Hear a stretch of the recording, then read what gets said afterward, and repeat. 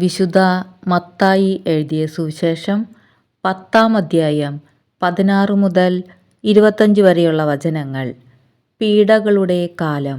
ചെന്നായ്ക്കളുടെ ഇടയിലേക്ക് ചെമ്മരിയാടുകളെ എന്ന പോലെ ഞാൻ നിങ്ങളെ അയക്കുന്നു. അതിനാൽ നിങ്ങൾ സർപ്പങ്ങളെപ്പോലെ വിവേകികളും പ്രാവുകളെപ്പോലെ നിഷ്കളങ്കരുമായിരിക്കുവിൻ. മനുഷ്യരെ സൂക്ഷിച്ചുകൊള്ളുവിൻ. അവർ നിങ്ങളെ ന്യായാധിപ സംഘങ്ങൾക്ക് ഏൽപ്പിച്ചു കൊടുക്കും.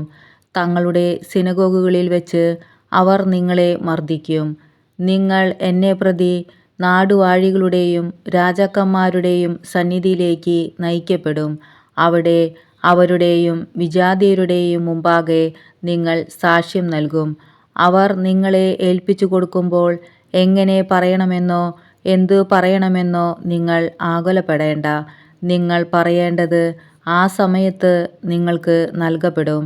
എന്തെന്നാൽ നിങ്ങളല്ല, നിങ്ങളിലൂടെ നിങ്ങളുടെ പിതാവിൻ്റെ ആത്മാവാണ് സംസാരിക്കുന്നത്. സഹോദരൻ സഹോദരനെയും പിതാവ് പുത്രനെയും മരണത്തിന് ഏൽപ്പിച്ചു കൊടുക്കും. മക്കൾ മാതാപിതാക്കന്മാരെ എതിർക്കുകയും അവരെ വധിക്കുകയും ചെയ്യും.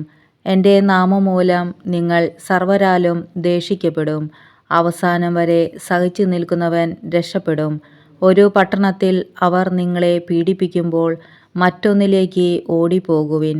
സത്യമായി ഞാൻ നിങ്ങളോട് പറയുന്നു, മനുഷ്യപുത്രൻ്റെ ആഗമനത്തിനു മുമ്പ് നിങ്ങൾ ഇസ്രായേലിലെ പട്ടണങ്ങളെല്ലാം ഇങ്ങനെ ഓടി പൂർത്തിയാക്കുകയില്ല. ശിഷ്യൻ ഗുരുവിനേക്കാൾ വലിയവനല്ല, ഭൃത്യൻ യജമാനനേക്കാൾ വലിയവനല്ല. ശിഷ്യൻ ഗുരുവിനെ പോലെയും ഭൃത്യൻ യജമാനനെ പോലെയും ആയാൽ മതി. ഗൃഹനാഥനെ അവർ ബേൽസെബൂൽ എന്ന് വിളിച്ചെങ്കിൽ അവൻ്റെ കുടുംബാംഗങ്ങളെ എന്തു തന്നെ വിളിക്കുകയില്ല.